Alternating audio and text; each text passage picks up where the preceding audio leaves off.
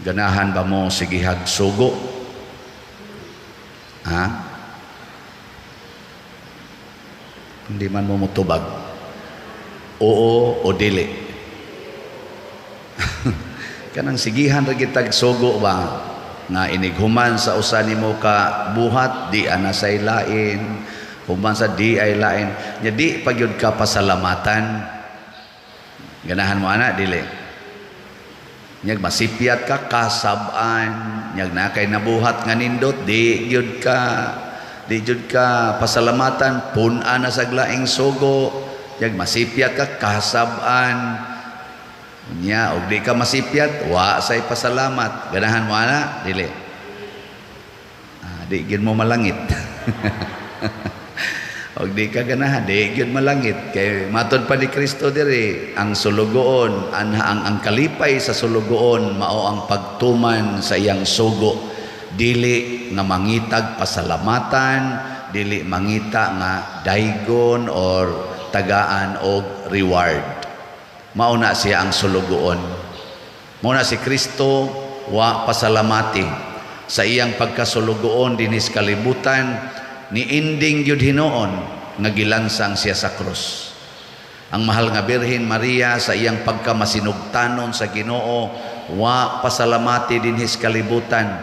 Nahimo na hinoong biyuda, nahimo na hinoong single nga parent nga wa nay anak kay sa iyang atubangan gipatay Ginoo ng buutan niyang anak. Wa pasalamati, gikuhaan na noon sa tanan nga iya untang ikalipay sa kinabuhi niya. Musunod mo ni Jesus o ni Maria.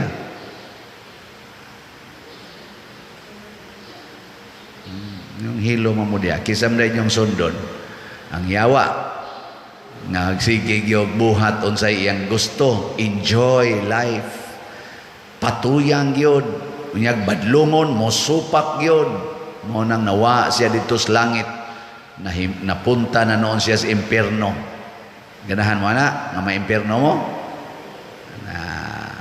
Matod pa sa atong unang pagbasa, si San Pablo nagpadayon pagtudlo ni Tito, mao ning iyang obispo nga batan-on. Niingon siya diri nga ikaw kinahanglan magtudlo sa hustong pagtulunan. Nya iyang patambagan ang mga gulang-gulang nga mga lalaki, gulang-gulang nga mga babae. Kanira ba mga tiguang no mo man lisod tudluan. Kani bitaw din mga tiwasonon nga magsigig simba. Mausa na sila dali kay masuko. Kung ato nang tudluan, magyaw-yaw, kinsa ko ka batan-on pa nimo, bata pa nimo, ikay mo tudlo nako. Ana man gani usahay kaning ako mga humili ang mangriak kasagaran mga tiguang na mga gulang-gulang na ba labi na ng aktibo kay simbahan. Dayon na silang ingon ako ngano sige kaghisgot anang buhok pa dire sala na lang gid ng pagsigig color anang buhok ana nako di man na ningon day kong sala na ningon lang ko ba nituman ba mo sa Ginoo tungod anang pagpa-colors niyong buhok ana mosupak gid siya ay nalang nahisguti pa rin kadaghang mga butang diha nga angay hisgutan nganong kana mang yung mga kilay kana mang yung mga buhok ana nako ay nisgot ra man gud ko ana sige gina sila argue ako baya pader 80 na biya akong edad naagyo ko sa simbahan kanunay nya magpakulor man gyud ko sa buhok kay ako maning kuan sa duwa man sa ko maghuna-huna anig dautan ay lagi wa lagi na problema ay nalang pagyaw-yaw diha kay tiwasono naman sad ka paminaw na lang gud diha gud nya pamalandong ana Nagiuban nagiuban mo introduction pag yun og nindot kayo pader abibya nimo ganahan jo kay kuan ang imong humili magkatawag yo ko pader pero ay nalang sa naghisguti kana mga buhok pader kana bayang kilay pader kilay is life baya nako bitaw kilay is life bitaw pero timan nga si Kristo naa sa siya sugo nagtuman ba ka sa sugo sa Ginoo kung lisod tumanon ang sugo sa Ginoo unsa nakakalisod ang pagsalikway sa sala ang Ginoo buutan kay mosugo nato. Nya matinabangon pagyud kaayo. Ang tanan atong gikinahanglan iyang ihatag, maglisod pagyud tagtuman niya. Unsa nakapagalikway sa sala nga inudnod ginagmaayos yawa nato. Oh, makatukmod ka sa sala nga iya ginang ianag maay nimo, lisod magikagtuman aning 40 kabuutan nga mosugo nya simple pa jud kay gisugo. Unsa nakapagpugong sa sala? Nang naay ni ingon ako ba pader, dako naman kay ka oy. Nya namatay baya ang mga pari pader tungod anang gidakon kadang paslim sad. Paslim ba? Ay karon na gihaya ko na si Father John Nabales karon. Ay magmisa day taron dito sa iyang haya karong alas 11. Alas 11 kinsay mo kuyog ninyo. Kuyog mo dito nako mga 10:30 ta mo gikan dire. Tupadong stayon. Mo na atong nakuha nga schedule. Ana. Siya paslim pa der kay karong tuiga gasunod-sunod ang kamatay sa pari. 5 na gud ka pari ang 5 na kapari da atong taga Agustinian. 5 na kapari ang namatay sugod atong June, mga June hangtod karon. Way siguro karong mga sunod semana dinhi na sad ang hayaon. Bitaw. Ni paslim inako lisura gid ipugong sa kaon oy. Unsa iyang gi-text nako? Ingon siya, Father, kung lisod pagpugong sa imong appetite sa pagkaon, labaw na kalisod ang pagpugong sa imong appetite sa sala. Nako, mas may pa man siya sa pari. Pero wa na ko mo reply, pero sakit-sakit baya. Kanang kung maglisod ka isip pari, maglisod kag pugong sa imong appetite sa pagkaon, maglisod kag mas malisod pugnan ang appetite sa sala. Sama aning gihisgutan diri nga mga sala, tambagi ang mga gulang-gulang, magmaugdang sila. Kana bang serious?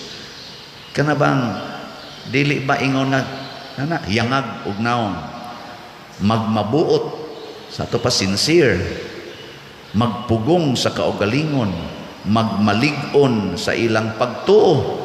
Kusog ra ba kay taning tuo-tuo kadto lang pag-abot sa adlaw sa minatay ngadto ko sa Bahak Sim Park na agi ipabutang ang mga pagkaon anang naang mga lubong. Siging butang anang pagkaon, butang ag soft drinks, butangan og kanang mga kulapo sa patuba butang. Ngano man kay ang kalag kuno manggawas anang panahon na kay musimhot, dili na mukaon, musimhot sa mga pagkaon. Na istoryahe. Magmainantuson, dili manglibak, dili maghubog-hubog. Ang mga batanon magpugong sa kaugalingon, dili magmapatuyangon. Kalisod ana. Kanang pleasure, comfort, ana. Kalisod ana kanang attraction nimo diha sa cellphone, TikTok ug uban pa. Kalisod ana pugnan, di ba? Pero makadisiplina ta para sa lawas, murag duol-duol na sad ta pagdisiplina para sa kalag. Muna hinumdumi matud pa diri ni Hesus, kinahanglang sulugoon ta ang atong kalipay naas pagsugot sa sugo sa Ginoo hangtod gyud sa katapusan. Wa man sa ko mag-ingon na kanang pa-colors buhok sa kilay makapaimpierno na, pero bantay basig nagsupak-supak na kas Ginoo. Kana bang iya pa ba nang kabubuton? Kana ra gyud. Iya pa ba ning kabubuton o dili na? Nya, ask the Holy Spirit. Imo ba ning kabubuton o dili? Kining magpalaygit ko, kining mo inom kog pills, kining maggamit kog kondom, kining magpuyo-puyo mi, kining mag premarital sex mi, mag same sex mi, imo ba ning kabubuton sa akong kinabuhi karon? Nahauyon ba ni sa imong kabubuton? Sugo ako Ginoo. Ana. Gano, lingi ako no na imong tupad. Ay mura mag kusmod naman kay nagnaw. Ing na ko no, sige kag sugot Ginoo. Sige, pangutan ha. Uy. Nya unsa may mga ilhanan nga kita nagsugot sa sugo sa Ginoo. Number 1, na ay kalinaw ang imong kasing-kasing.